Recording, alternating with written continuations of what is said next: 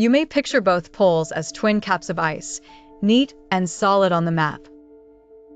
However, one of them is mostly a lid on the sea, and that changes everything. The fast rule is simple. The Arctic is a frozen ocean, and Antarctica is a frozen continent. Once you keep track of what surrounds each pole, the bears, penguins, weather, and people all start to make sense. Start with the north.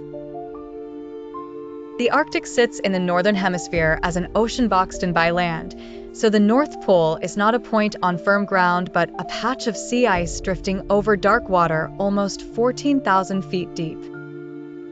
That matters more than maps suggest. The ice shifts, cracks, and moves with wind and current, so the Arctic feels less like a frozen table and more like a roof that never stops sliding a little. Yet people have lived around its edge for thousands of years, because the Arctic has coasts, seas, fish, animals, and land all around that cold, central water.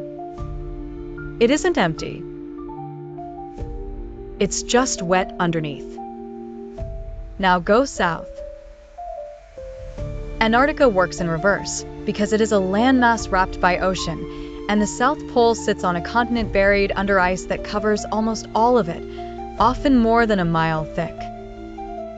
That is why Antarctica runs colder. The ice sits high above sea level, the ground below stays frozen, and there is no ocean under the pole to give off a bit of stored heat. Oddly enough, it is also a desert, because very little snow falls there. Try the quick test.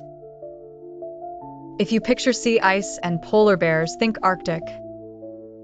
If you picture penguins on a buried continent, think Antarctica. They are not twins. They are opposites. Keep one line. North is ocean, south is continent. It clears up maps, trivia, and school chat fast.